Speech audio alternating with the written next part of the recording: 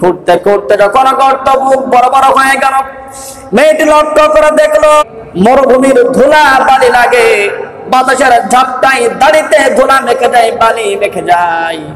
মেয়েটা পরে জামা ধরে ধরে ঝেড়ে ঝেড়ে বালিগুলি পরিষ্কার করে দেয়, দাড়ি ঝেড়ে ঝেড়ে দাড়ির ধুলা বালিগুলি পরিষ্কার করে দেয়। গর্ত খুঁড়তে খুঁড়তে যখন গলা বড় বড় গর্ত হয়ে গেল, এবার দাইয়া উপরে উঠলেন। ওঠার পরে মেয়েটি কেমন ধরে ধাক্কা মারলো, গায়ে যত বল ছিল সমস্ত শক্তি দিয়ে মেয়েটিকে ধাক্কা মেরে গর্তের ভিতরে ফেলে দিল। মেয়েটি বলল, আব্বু আমি গর্তের ভিতরে পড়ে গেছি, আমাকে তুমি উঠাও, এই গর্তের ভিতর থেকে আমি উঠতে পারবো না। মেয়েটি চিন্তা করে নাই, তার আব্বা তাকে ধাক্কা দিয়ে গর্তের ভিতরে ফেলে দিল। মেয়েটি ভাবছে আমার পিতা কখন আমাকে এইভাবে মারতে পারে না। মেয়েটিকে যখন গর্তের ভিতরে ফেলে দেওয়া হলো, মেয়েটি চিৎকার করে বলে, আব্বু আমাকে গর্ত থেকে উঠাও, আমি গর্তের ভিতরে পড়ে গেছি। দাহিয়ার মনে করো দয়া হলো না, কোনো মায়া হলো না। এবার মেয়েটির হাত বাঁধা হলো, পা বাঁধা হলো। এবার মেয়েটি বুঝতে পারলো আমার আব্বা আমাকে বাঁচিয়ে রাখবে না, আমার আব্বা আমাকে মেরে ফেলার জন্য এই গর্ত খুঁড়েছে। মেয়েটির নাম হলো জামিলা।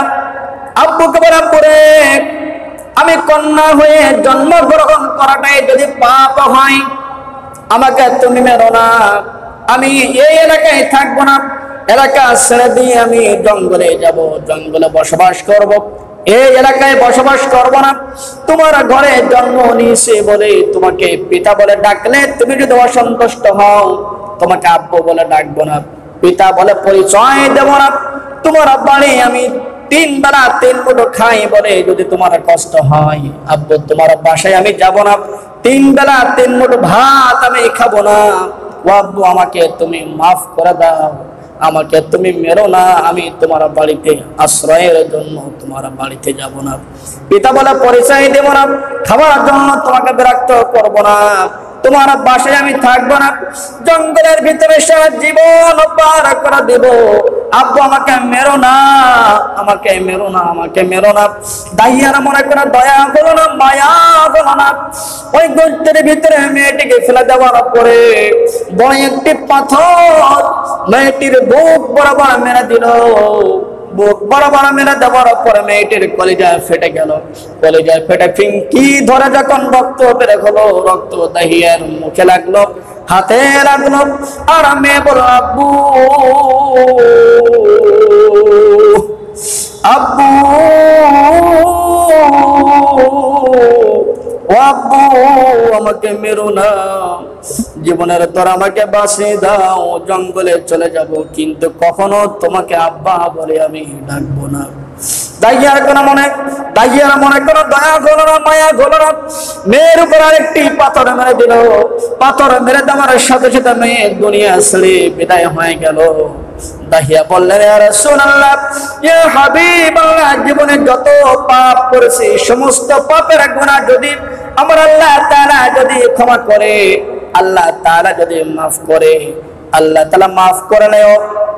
আমি মনে করি আমার মেয়ে জামিলাকে যখন আমি জীবন্ত কবরস্থ করলাম, পাথর যখন মারলাম, ওই মেয়েটি যখন আব্বু বলে ডাক দিয়েছিল, ওই ডাক আমার কানে এখনো বাজে, ওই ডাক আমার কলিজার ভিতরে বাড়ি দেয়।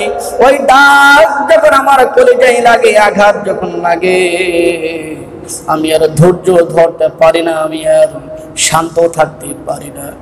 এইগুলা শোনার পর আল্লাহর নবীর চোখ থেকে দর দর করে পানি পড়ে, দাড়ি মুবারক ভিজে যখন পানি পড়ছিল, নবীজি বললেন, দাহিয়া রে, তুমি তখন মুশরিক ছিলে। আল্লাহর নবী সাল্লাল্লাহু আলাইহি সাল্লাম বললেন, দাহিয়া রে, জীবনে তুমি যত পাপ করেছো, কালিমা পড়ে মুসলমান হওয়ার সাথে সাথে তোমার অতীত জীবনের পাপগুলি আমার আল্লাহ তাআলা মাফ করে দিয়েছেন। চিৎকার করে বলুন সুবহানাল্লাহ।